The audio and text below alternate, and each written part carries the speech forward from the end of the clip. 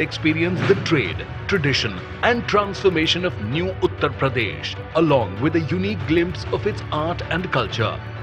Join us and be a part of the 3rd Global Trade Mahakumbh of New Uttar Pradesh and take your business to global heights. Uttar Pradesh International Trade Show. Ultimate sourcing begins here.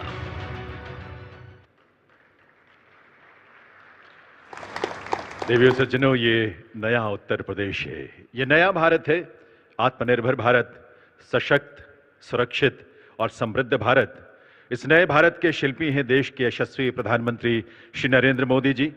आइए आप सबकी सम्मान से भरी करतल ध्वनि के साथ माननीय प्रधानमंत्री महोदय से विनम्र अनुरोध करें इस अवसर पर उनके प्रेरक संबोधन के लिए, उनके मार्गदर्शन के लिए। माननीय प्रधानमंत्री महोदय।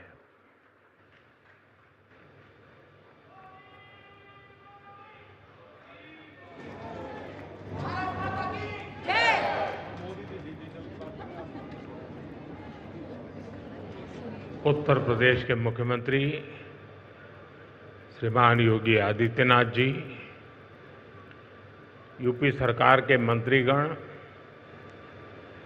यूपी भाजपा के अध्यक्ष भूपेंद्र चौधरी जी, उद्योग जगत के सभी साथी, अन्य महानुभाव, देवी और सज्जनों, यूपी इंटरनेशनल ट्रेड शो में आए सभी ट्रेडर्स, इन्वेस्टर्स, एंटरप्रेन्योर्स और नौजवान साथियों का मैं हृदय से बहुत बहुत अभिनंदन करता हूं।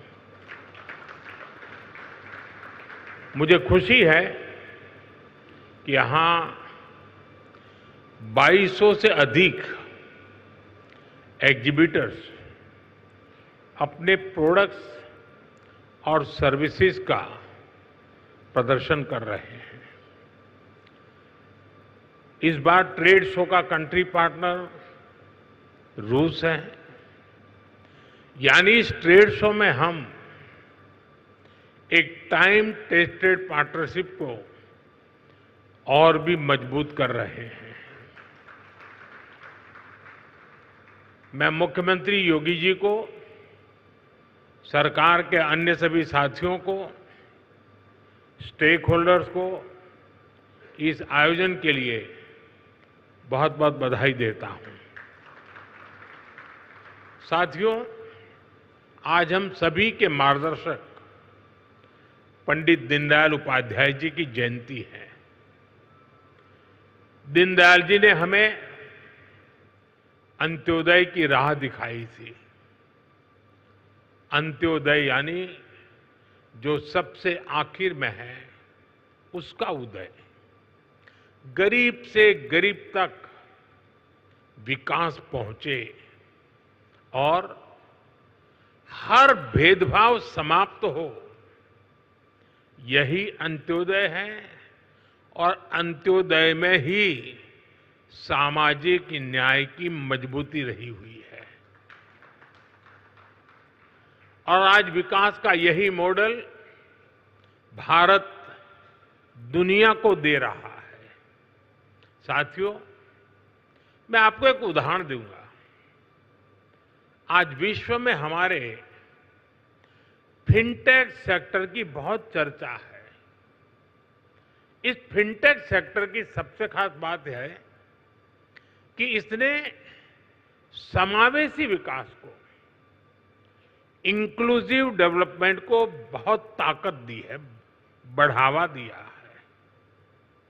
भारत ने ऐसे ओपन प्लेटफॉर्म बनाए जो सबको साथ लेकर चलते हैं।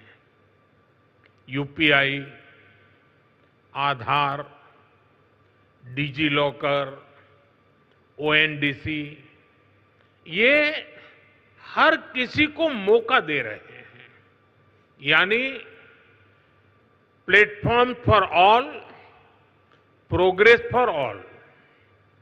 आज भारत में इसका असर हर जगह दिखाई देता है। मॉल में शॉपिंग करने वाला भी यूपीआई इस्तेमाल करता है।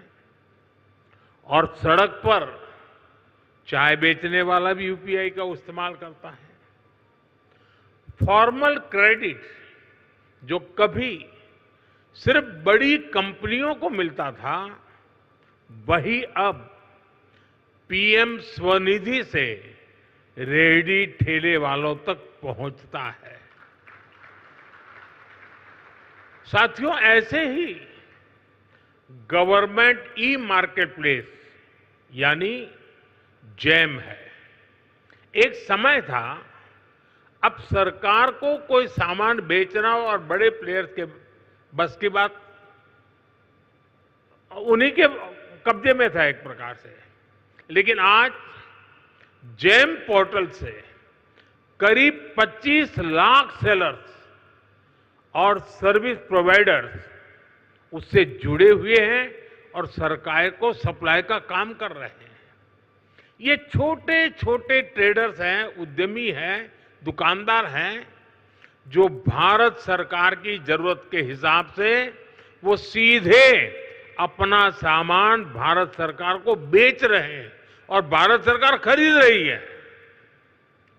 आप हैरान रह जाएंगे कि अब तक जेम के माध्यम से भारत सरकार ने 15 लाख करोड़ रुपए का सामान या सर्विस खरीद चुके हैं। इस पोर्टल पर करीब करीब 7 लाख करोड़ रुपए का सामान हमारे एमएसएमई लघु उद्योगों से खरीदा गया है।